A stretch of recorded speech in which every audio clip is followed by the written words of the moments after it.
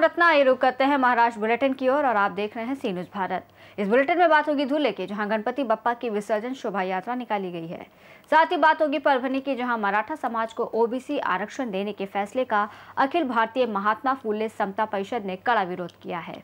धुले शहर के जय हिंद मंगल कार्यालय के सामने स्थित जय भवानी सांस्कृतिक एवं क्रीड़ा क्लब ने अपने आराध्य गणपति बप्पा की विसर्जन शोभा यात्रा का आयोजन किया। इस अवसर पर कॉलोनी के कई भक्त उपस्थित थे, जिसमें महिलाओं की संख्या विशेष रूप से उल्लेखनीय रही। महिलाओं ने सिर पर पगड़ी बांधकर शोभा यात्रा में भाग लिया और एक भव्य समारोह का आयोजन किया। मंडल के सदस्यों ने बताया कि इस कार्यक्रम में सभी ने मिलकर गणपति बप्पा को भावपूर्ण विदाई दी। धुले से सी न्यूज़ संवाददाता नीलेश परदेशी की रिपोर्ट। परभणी में महाराष्ट्र शासन द्वारा 2 सितंबर को जारी शासन निर्णय के तहत मराठा समाज को ओबीसी आरक्षण देने के फैसले का अखिल भारतीय महात्मा फुले समता परिषद ने कड़ा विरोध किया है। परिषद ने मुख्यमंत्री देवेंद्र फडणवीस और जिलाधिकारी को ज्ञापन सौंपकर इस विवादित आदेश को तुरंत रद्द करने की मांग की है। ज्ञापन पर परिषद के महानगर जिलाध्यक्ष अनिल गोरे, साहिबराव जाधव, अशोक पुंड, नवनाथ बुलगुले, देवराव हरकल, बंडू मैत्रे सहित अन्य पदाधिकारियों के हस्ताक्षर हैं। परिषद इस निर्णय को लागू कराने में हटाए गए गैजेट और सतारा संस्थान गैजेट के उल्लेख को भी चुनौती दे रही है। काल जे या महाराष्ट्रातले वेगवेगळ्या गॅजेटचे GR निघाले, विशेषतः मराठवाड्यातील हैदराबादचे गॅजेट याचा GR काढला। गेल्या 92 पासून मंडल आयोगाच्या माध्यमातून ओबीसीच्या ज्या जाती येतात 365 आणि आत्ता नव्याने घेतलेल्या 5 अशा 370 ओबीसीच्या वेगवेगळ्या जाती आहेत।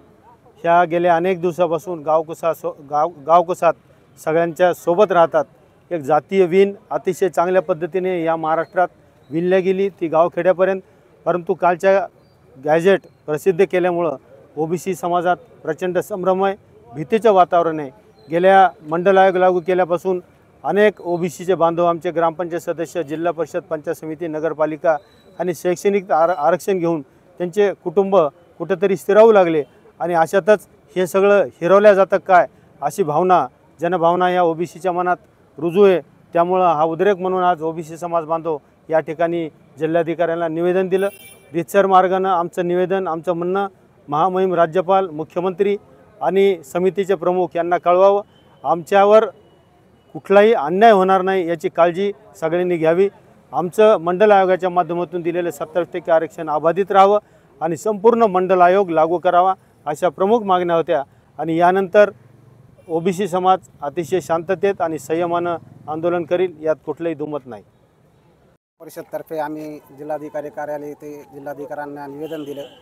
ओबीसी समाजामधून कोणत्याही घटकाला आरक्षण देऊ नये। ओबीसीचं ताट हे वेगळं आहे, ओबीसीच्या ताटामधून दुसऱ्याला आरक्षण देऊ नये। हैदराबाद गॅजेट आणि सातारा गॅजेटचा आम्ही विरोध करतो। आम्हाला कोणत्या समाजाचा विरोध नाही, पण आमच्या ताटातून तुम्ही कोणाला आरक्षण देऊ नये अशी आमची मागणी आहे। आम्ही कलेक्टर साहेबांना केली आणि यानंतर आम्ही साखळी उपोषण करणार आहेत आणि त्यानंतर भुजबळ साहेबांच्या नेतृत्वाखाली मुंबई ते महामोर्चा काही दिवसात काढण्यात येणार आहे। आणि आत्ता अंतरवाली सराटी येथे आमचे सहकारी प्राध्यापक विठ्ठल तळेकर हे बसलेले आहेत, आम्ही त्यांना भेट देणार आहे। अशा मागण्या आम्ही कलेक्टर साहेबांना दिल्यात, त्यांनी मान्य करावं हे आम्ही त्यांना निवेदन देऊन विनंती केली आहे। परभणी से सी न्यूज़ संवाददाता रामकिशन ठोमरी की रिपोर्ट। फिलहाल इस बुलेटिन में बस इतना ही। देश और दुनिया की तमाम बड़ी खबरों के लिए आप देखते रहिए सी न्यूज़ भारत।